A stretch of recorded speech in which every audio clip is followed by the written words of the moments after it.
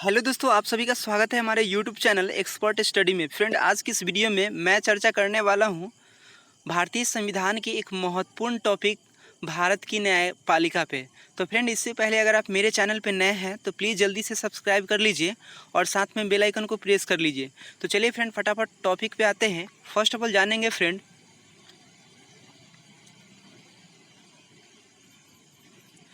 कि किसी राज्य के महाधिवक्ता के रूप में नियुक्ति किए जाने के लिए व्यक्ति में किसकी योग्यता होनी चाहिए। ठीक है, किसी राज्य के महाअधिवक्ता के रूप में नियुक्ति किए जाने के लिए व्यक्ति में किसकी योग्यता होनी चाहिए। तो ये आपका उच्च न्यायालय के न्यायाधीश का। ठीक है, क्या हो जाएगा फ्रेंड, उच्च न्यायालय के न्यायाधीश का। फ्रेंड, उसके बाद जानेंगे नेक्स्ट क्वेश्चंस कि राष्ट्रपति और उपराष्ट्रपति से संबंधित चुनाव विवादों का समझौता करने का अधिकार उच्चतम न्यायालय को है। यह उसका कैसा अधिकार है। ठीक है, फिर से देखिए फ्रेंड कि राष्ट्रपति और उपराष्ट्रपति से संबंधित चुनाव विवादों का समझौता करने का अधिकार उच्चतम न्यायालय को है। यह उसका कैसा अधिकार है। तो यह आपका मौलिक अधिकार हो जाएगा। ठीक है, मौलिक अधिकार। उसके बाद देखिए कि किसी व्यक्ति के कैद होने का अनुच्छेद 226 के अंतर्गत की गई कार्यवाही का नाम क्या है। ठीक है, किसी व्यक्ति के कैद होने पर अनुच्छेद 226 के अंतर्गत की गई कार्यवाही का नाम क्या है।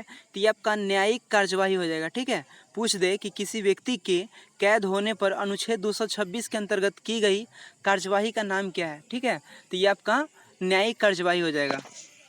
फ्रेंड, उसके बाद देखिए कि सर्वोच्च न्यायालय के न्यायाधीश किस आयु में सेवानिवृत्त होते हैं। ठीक है, सर्वोच्च न्यायालय के न्यायाधीश किस आयु में सेवानिवृत्त होते हैं। तो ये आपका 65 वर्ष की आयु है ना। जब इनका 65 वर्ष का आयु हो जाता है तो ये अपने आप को इस पद छोड़ देते हैं। ठीक है, अपने आप को पद छोड़ देते हैं। फ्रेंड, उसके बाद जानिए कि उच्च न्यायालय अथवा सर्वोच्च न्यायालय, ठीक है, उच्च न्यायालय अथवा सर्वोच्च न्यायालय द्वारा नागरिकों के मौलिक अधिकारों की रक्षा हेतु जारी समझौता समादेश को क्या कहते हैं। तो ये आपका बंदी उपा स्थापक हो जाएगा। ठीक है, उसके बाद नेक्स्ट देखेंगे फ्रेंड कि उस अधिकारी का उत्तराधिकारी, ठीक है, सक्सेसर, उस अधिकारी का उत्तराधिकारी कौन है जो भारत के संविधान को अस्तित्व में आने से पहले प्रीवी काउंसिल के रूप में कार्य कर रहा था। तो ये आपका उच्चतम न्यायालय हो जाएगा। ठीक है, ये आपका उच्चतम न्यायालय यानी कि सुप्रीम कोर्ट हो जाएगा। फ्रेंड, उसके बाद देखिए कि संसद और विधानसभाओं की विधायी उपाधियों की जांच कैसे की जाती है। संसद और विधानसभाओं की विधायी उपाधियों की जांच कैसे की जाती है। तो ये आपका न्यायिक प्रस्ताव द्वारा। क्या हो जाएगा फ्रेंड, न्यायिक प्रस्ताव। उसके बाद देखेंगे फ्रेंड कि उच्च न्यायालय के न्यायाधीशों की सेवानिवृत्ति की आयु क्या है। तो ये आपका 62 वर्ष हो जाएगा। उच्च न्यायालय के न्यायाधीश की सेवानिवृत्ति की आयु क्या है। तो ये आपका 62 वर्ष हो जाएगा।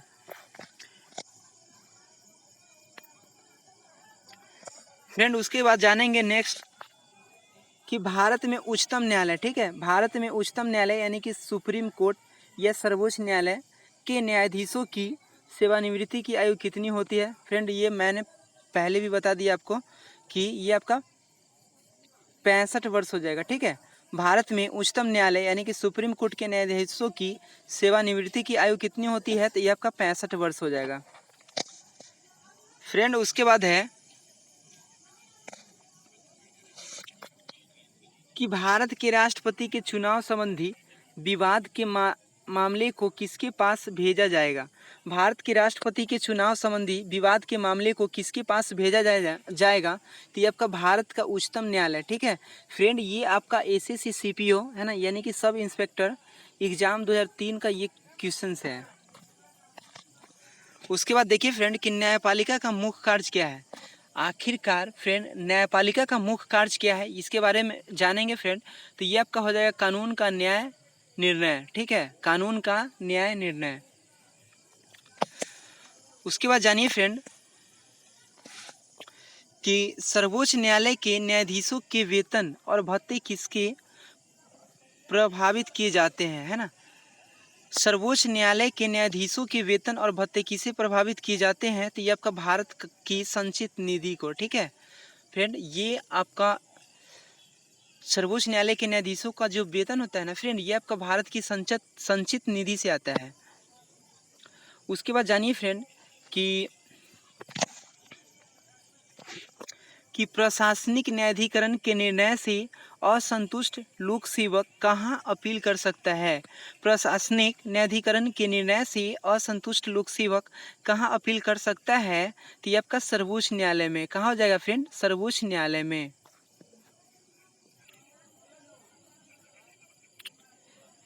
फ्रेंड उसके बाद है कि उच्चतम न्यायालय के न्यायिक पुनरीक्षण कार्य का क्या अर्थ है। उच्चतम न्यायालय के न्यायिक पुनरीक्षण का कार्य का क्या अर्थ है, तो ये आपका हो जाएगा कानूनों की संवैधानिक वैधता का परीक्षण, ठीक है, कानूनों की संवैधानिक वैधता का परीक्षण। फ्रेंड उसके बाद जानिए कि उच्चतम न्यायालय द्वारा कितने प्रकार की रीट जारी की जाती है। फ्रेंड ये काफ़ी महत्वपूर्ण प्रश्न होगा फ्रेंड। उच्चतम न्यायालय द्वारा कितने प्रकार की रीट जारी की जा सकती है, तो ये आपका हो जाएगा 5 प्रकार का। कितना हो जाएगा फ्रेंड, ये 5 प्रकार का हो जाएगा।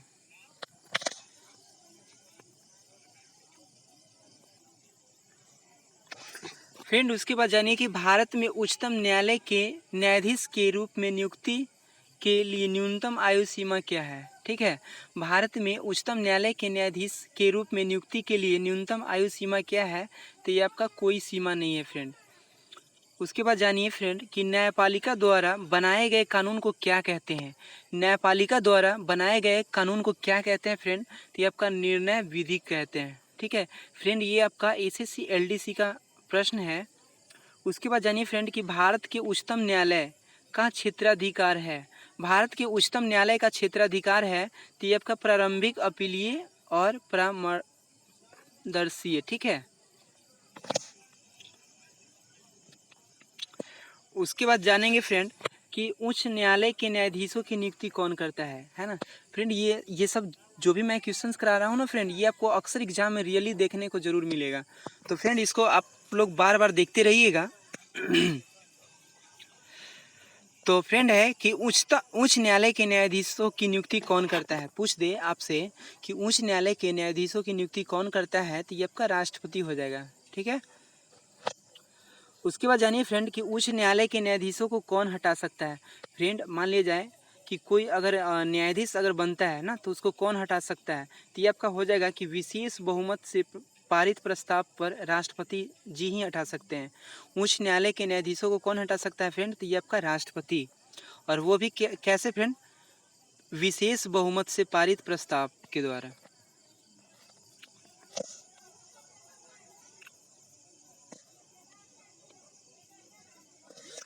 फ्रेंड उसके बाद देखेंगे कि भारत के मुख्य न्यायमूर्ति के बारे में सही कथन नहीं है, ठीक है। भारत के मुख्य न्यायमूर्ति के बारे में सही कथन नहीं है, तो वह सभी उच्च न्यायालयों के मुख्य न्यायमूर्ति की नियुक्ति करते हैं, ठीक है। वह सभी उच्च न्यायालयों के मुख्य न्यायमूर्ति की नियुक्ति करते हैं, ये हो जाएगा फ्रेंड। उसके बाद जानिए फ्रेंड कि भारत में सर्वोच्च न्यायालय के न्यायाधीशों के लिए अधिवार्षिकता की अधिकतम आयु क्या है, तो वही फ्रेंड वही प्रश्न फिर से यहाँ पे देखने को मिला है, तो ये आपका 65 वर्ष हो जाएगा। पहले भी आपको बता दिया हूँ।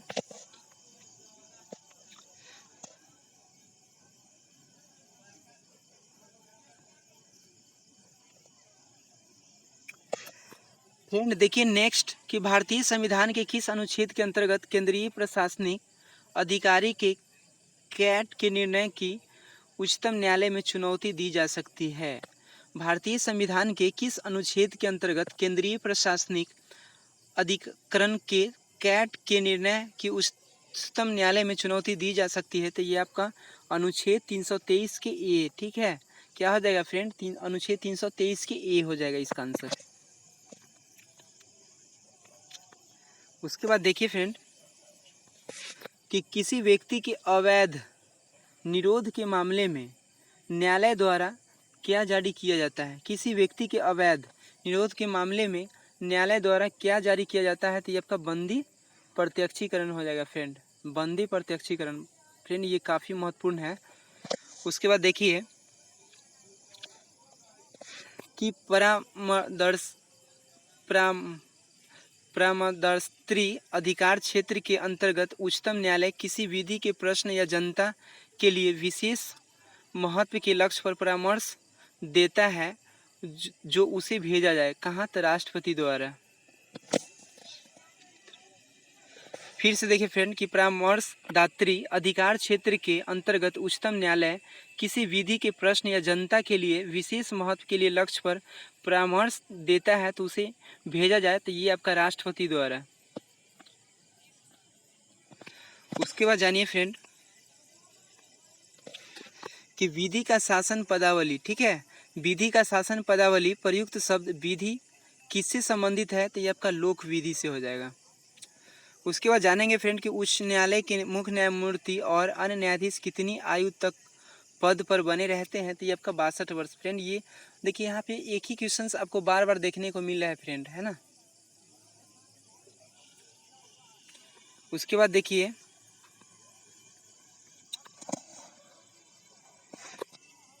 कि भारत में किस संवैधानिक पद पर कोई महिला नहीं रही है, ठीक है, भारत में किस संवैधानिक पद पर कोई महिला नहीं रही है, तो ये आपका उच्चतम न्यायालय के मुख्य न्यायाधीश। उसके बाद देखिए फ्रेंड कि भारतीय न्यायपालिका का अध्यक्ष है, तो ये आपका सर्वोच्च न्यायालय हो जाएगा। भारतीय न्यायपालिका का अध्यक्ष है, तो ये आपका सर्वोच्च न्यायालय। तो फ्रेंड आज के लिए इतना ही रखते हैं, फिर मिलते हैं आपके साथ नेक्स्ट वीडियो में और नेक्स्ट टॉपिक के साथ।